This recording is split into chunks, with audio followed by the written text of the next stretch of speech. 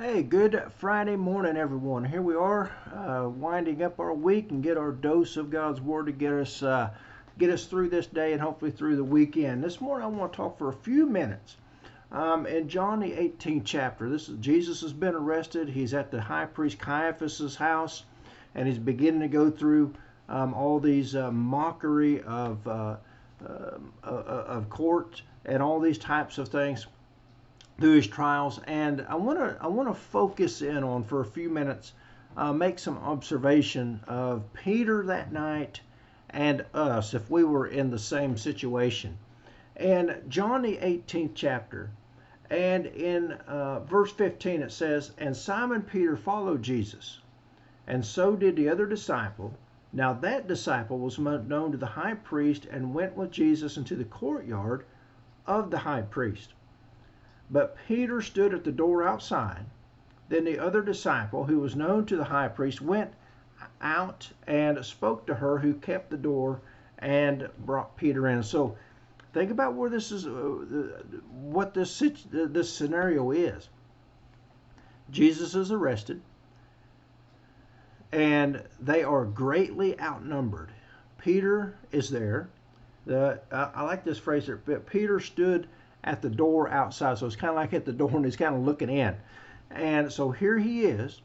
So there's Jesus, there's Peter, and this other disciple. It doesn't say who this disciple is. Possibly Judas, which led him. I don't know. But at any rate, it doesn't say. But either way, here they are. And Peter is greatly outnumbered. They know what they're going. He knows what Jesus is up against. And he's surrounded, so to speak. And so here he is standing at the door. And here's something in verse 17.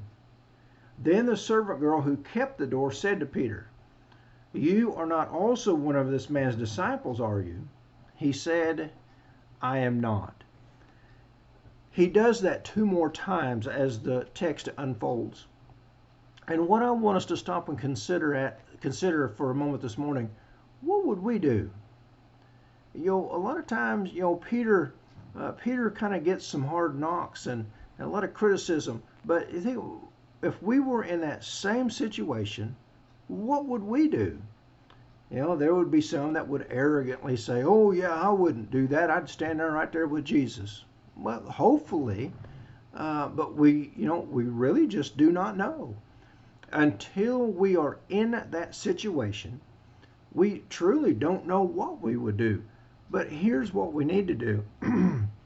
We need to nurture our faith, our commitment, our resolve each day to where if we find ourselves in that situation, that we will say, "Yeah, I'm one of his disciples.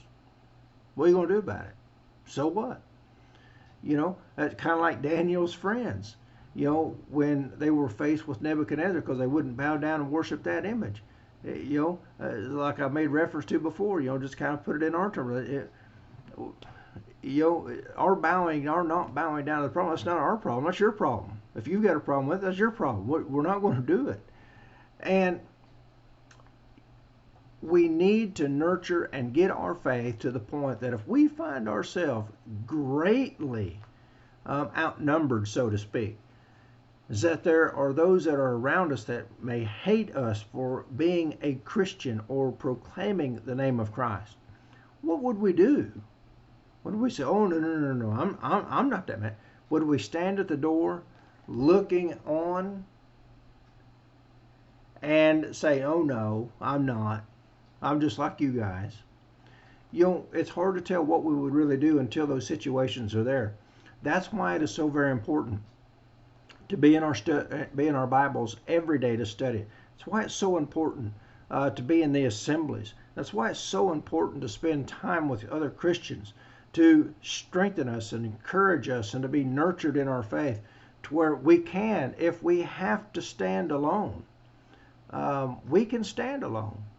And we're not concerned about how the situations may come about. Maybe we're working for a company and they find out, maybe we're against homosexuality and say, "Well, you're going to have to accept this or lose your job."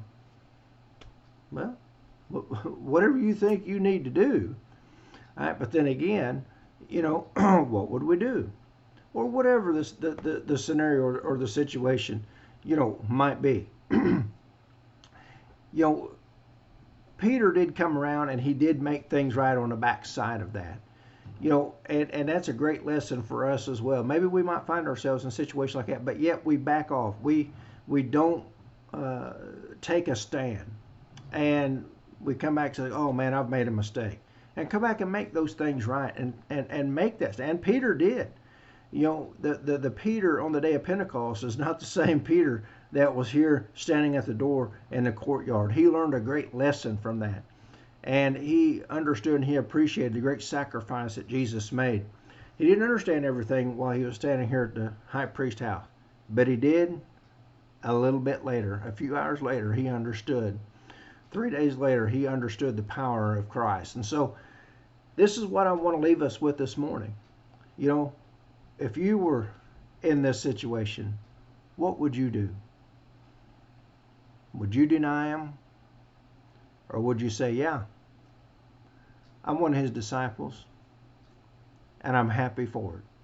I'm going to leave you with that. Let us nurture our faith to where we can indeed make those stands, do those things that are necessary to glorify God and to glorify Christ when those hard times, when those challenges come up against us. There's your dose of God's Word today. I hope it'll do you some good, and I hope it'll help you out. And Lord willing, Monday morning we'll be back and get our week and our day started off right once again in God's Word. Y'all have a great day, and we will see you then.